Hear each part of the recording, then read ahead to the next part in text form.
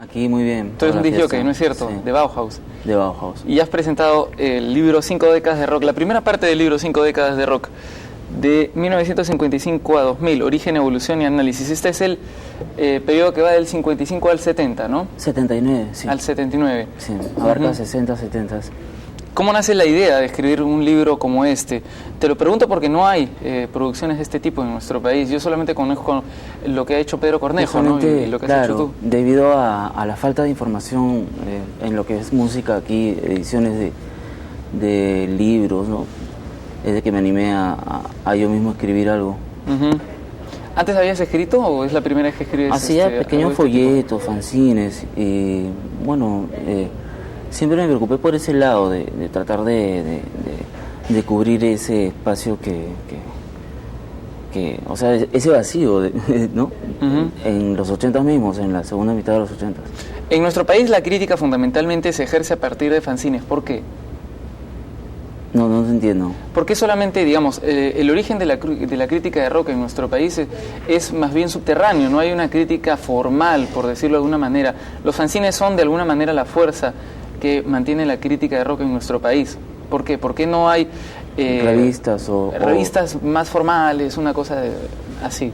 ¿Cómo ocurre en otros países? Me parece que hay falta de apoyo, o sea, aparte también de que la misma música que se difunde en los medios es un poco populachera, digamos. Sí, claro.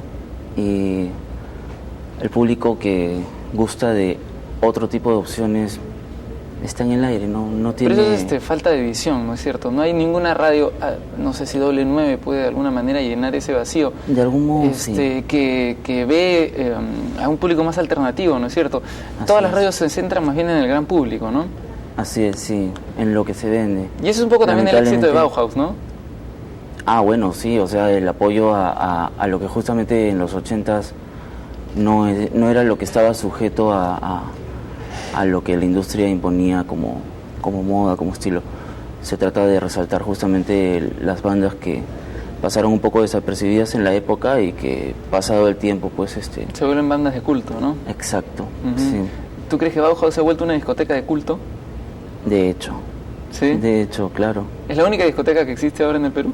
En su tipo y con la personalidad que tiene, de hecho es la única. Uh-huh. Sí. ¿Y cómo comienzas tú a poner música, a ser disc jockey? Porque esto es una cuestión que muchos jóvenes hacen para como un cachuelo, ¿no es cierto? Pero lo tuyo ya es algo más profesional, ¿no? A mí la música música me en general. Un poco trabajar en todo lo que es música, desde una pequeña tienda de discos a poner discos y bueno, escribir sobre música. Pero me dices que no has estudiado música.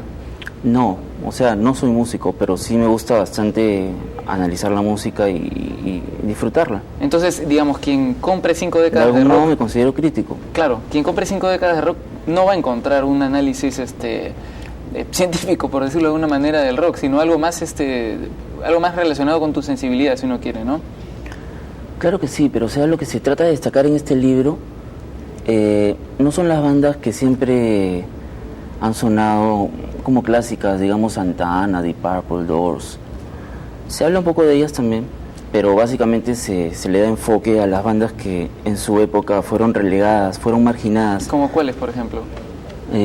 Muchas de las bandas de la psicodelia alemana, Can, Faust, Neu, y pasado el tiempo se ha visto de que la influencia de esos músicos sobre la música que se hace actualmente es mucho más intensa que lo que uno pensaría, ¿no es cierto? Claro, que bandas que se han perdido en la época como Beatles, por ejemplo, en relación a Velvet Underground, por hacer un paralelo con dos bandas de la misma época, la importancia de Velvet Underground aún es latente hoy mismo, ¿no? O sea, se siente el estilo ahí enraizado con la música de ahora mismo. En cambio, la música de Beatles quedó perdida en el tiempo y ni siquiera atravesó los 70s. Un poco todo ese tipo de detalles y críticas respecto a las bandas que imponía de algún modo la industria, y en contraposición a todas esas bandas marginadas es lo que se trata de resaltar. O sea, tú me dices que de alguna manera que las bandas que han logrado salvar este problema del tiempo son muchas veces las menos conocidas, las que mejor han envejecido. Claro, como se dice, el tiempo es el mejor aliado de la vanguardia, ¿no? Ajá.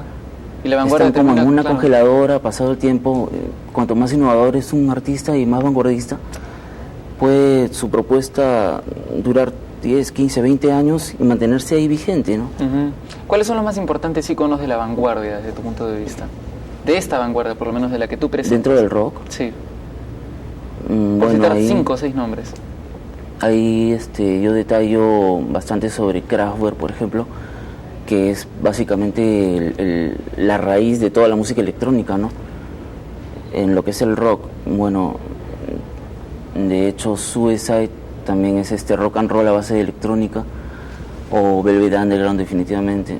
Uh-huh. De los conocidos, de hecho, Pink Floyd, ¿no? Sobre todo de la época de Syd Barrett, de los primeros años psicodélicos. David Bowie. De hecho, David Bowie en la época de glam, ¿no? Ajá. Los primeros 70s, porque ya luego cuando forma parte del mainstream un poco se quema y repite sus fórmulas. Claro. Y se convierte en uno más, lamentablemente. ¿A partir de cuándo, dices tú? Bueno, o sea, hay 3 discos fundamentales en los primeros 70s y de ahí hacia fines de los 70s 3 más que hizo con Eno como productor. Sí, Brian Eno. Ya durante los 80s la historia de él cambia definitivamente. Uh-huh. Se convierte en un símbolo, digamos, más respetado, como sucedió con los Rolling Stones. O sea, los Rolling Stones iniciales de la época de Brian Jones son muy distintos a los que luego se popularizaron durante los 70s y 80s. Y muy distintos a los de ahora, ¿no? Definitivamente, por conveniencia mantenerlos vigentes para que de algún modo cubran las exigencias de las generaciones de turno, y como que no va, ¿no? O sea, el asunto es captar a los grupos. Habla, por ejemplo, del David Bowie de Modern Love. Bueno, ese David Bowie no vale la pena, o sea, ¿No a mi gusto, y creo que a quien gusta del rock de esta forma un poco más artística, tal vez opine lo mismo, y no somos pocos. De hecho, creo que mucha de la gente que va al lugar donde trabajo pensará como yo, y por ahí un montón de gente flotando que también, y espero que... Ajá, y pop.